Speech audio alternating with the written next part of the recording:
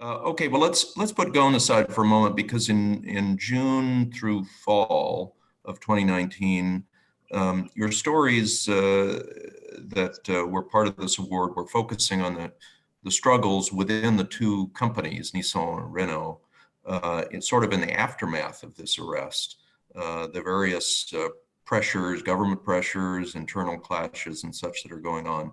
How are you two reporting that side of the story? Yeah, it's a good question. So one thing to say actually here maybe is, so Sean and I have now been working for a while, and we pass information between each other. So I kind of know a lot what Sean's sources are thinking. He knows what my sources are thinking. And one thing which we saw during those times is that the communication between Renault and Nissan completely broke down. They just, at both companies, they just didn't speak to each other. And so actually a lot of people at one company would ask me or Sean what was going on at the other company. And I think that at this particular time, that dynamic proved extremely useful. That we knew what was going on inside the other company better than the people, the people at Renault knew what was going on at Nissan. They just stopped speaking to each other. They were assuming that everybody had the worst of intentions on the other side. Yeah, we were kind of like the child in the middle of a messy divorce, like where everybody was passing messages through us. Now, there again, you're competing with your international rivals. Do you think this is going on the same way there? How are you trying to beat them? Honestly, knowing more than the competitors was kind of the key here, right? So you could go to, I don't want to pick on any of our competitors, but say you could go to competitor A and say, this is what I believe is. We may be losing sound for a moment from Tokyo. Going on. This is what I think. Oh, you're back. They'll write it, right? We knew some. Oh, we lost you for a moment there, Sean. All right.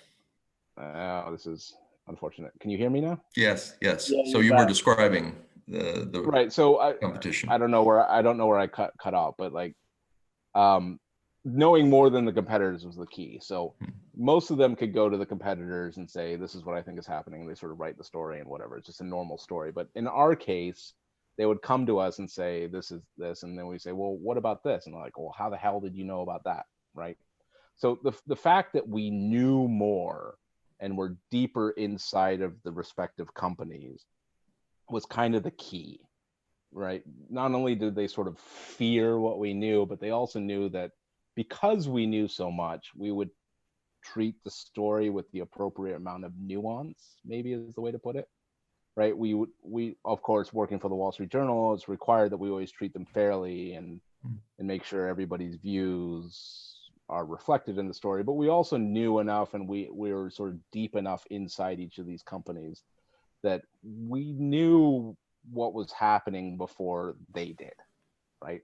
The opposing side. One thing I would say as well about this time period, and some of our competitors, some of them, by the way, did as I've already said, did incredible work on this story. Yeah. But we were backed by the Wall Street Journal as well, because as you pointed out, Tim, this is now June, July, August, September. These stories which we're talking about, and the arrest happened in November, and some other people have moved on. Right, the arrest was interesting. The aftermath, the kind of civil war between Renault and Nissan, and then they have to do something else. They have to move on to another story or whatever. And I feel like we were backed to just keep going after this story over and over again, keep speaking to people, keep getting stuff out. Our editors kept running it, prominently in the paper on the front page. And I think that's what really helped. We maybe were allowed to have a bit more stamina than others. And so when we get to June, July, this is still basically everything that we're doing, right? I mean, and have been doing for 6 or 7 months. So I think that hugely helped. What are the two of you learning yourselves that is reshaping your understanding of the story during this period? I mean, I speak for me personally, but for me personally, like I got to Japan in 2016. And the one thing that you knew about Nissan when you arrived in 2016 is that it was the one company in Japan that was run like a more modern global business with corporate governance and a functioning board and a CEO who talked about shareholder value and whatnot. And the thing that surprised me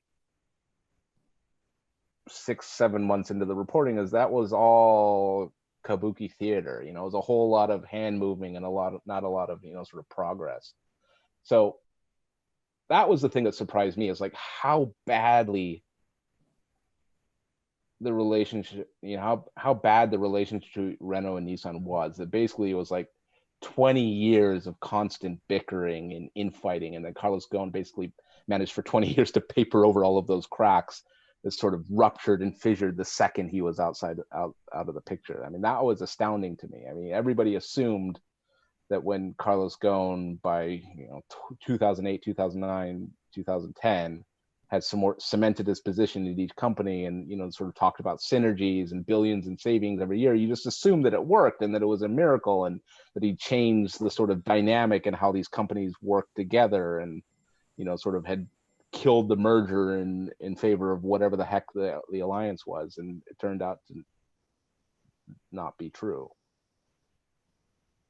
That kabuki theater, if you will, was one perhaps his most remarkable achievement.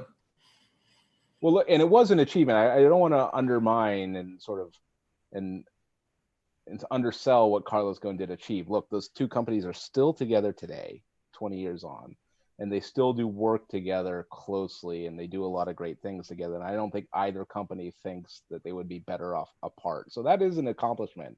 It is something maybe nobody else is able to achieve. So it is an accomplishment, but we all assumed that it was what they always said, like win-win, right? That it always worked together, that they sort of had mutual self-interest to sort of make things work. And it just, behind the background, it was just one gigantic cat fight for 20 years.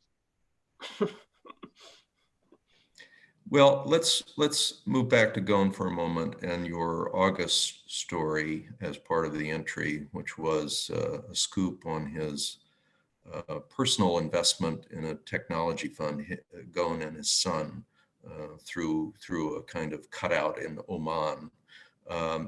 To this point, I have to say, as a reader, though of course I was surprised by events, the financial inducements to Ghosn to avoid the rather strict salary limitations that major Japanese executives suffer vis-a-vis their international colleagues did not surprise me. That he was essentially working as much as possible to get around those and to, in a sense, feather his nest. But that story in August, I think, began to turn my sense of Ghosn some degrees, because there was a sense that he was really going to the ends of the earth, if you will, to try to find ways to monetize his unusual stature. You want to speak, either of you, to that story? Yeah, Sean, do you want me to take this one? Yeah, why don't you give it a shot? So that story's, I mean, it's interesting because it's basically, when Ghosn is arrested for a second time in Japan, it's for, breach of trust and these payments coming from Oman, which end up, which he uses to buy a yacht and invest in startups. Now, Ghosn has always said, and it's important, very important, and we point out in the story, but I'll point out again, that these payments had nothing to do with Nissan, and that the person, a guy called Devyendu Kumar, who was sending him that money, was doing it in a personal capacity, and therefore there was no wrongdoing. But Ghosn, and I don't know if he will, I hope so at some point, but has never gone further than that. He's just said these payments were made personally by Devyendu Kumar. There is no link to Nissan. There's no illegality, and therefore that's it. the end. But he hasn't gone on to explain any more, like why Devendra Kumar was sending him that money. And so, look, I mean, that story really, I think we got out what we knew. We had bank statements showing where the money had come from, a bank account in Switzerland, where it ended up, what Ghosn bought with it. We made no claims over whether it's legal or illegal. We don't know. Obviously, the Japanese claim it is. Ghosn says it isn't. We're not judges. So, I mean, it's kind of a strange one because it was the information that we had, and it's actually hard to build a narrative out of bank statements, which is largely what we were trying to do. But yeah, it's interesting, and then there's the question of, is it right for Carlos Ghosn to go into business with someone who is working for essentially a Nissan client and not tell Nissan about it? Again, he says there's no issue. Other people, for example, at Nissan, says that is the whole issue and what the whole Carlos Ghosn case is about. So yeah, I mean, I don't know, Sean, do you want to add anything about that story? I mean, it's a story I wish we knew more. To this day, I wish we knew more about these investments. I think and I 100% agree with Nick there that while the story is obviously important and moves the story forward, I don't think anybody expected that the story would take a twist that involved a 100-meter yacht, a 100-foot yacht. Like, I don't think we were thinking in that direction when we first started reporting the story or investments in Silicon Valley. I think it sort of underlined the messiness of this whole story, right? Where you had huge amounts of gray area in this whole thing. And Nick and I, by this point, so this is August 2019 when we put out this story. By August, Nick and I had absolutely given up trying to determine whether or not, in our minds, Carlos Ghosn had committed a crime. Right? It seemed like it was a hopeless enterprise, because so much was unknown, and still, I think, frankly, today is unknown about Carlos Ghosn's motivations and whether or not he crossed the line from a legal standpoint.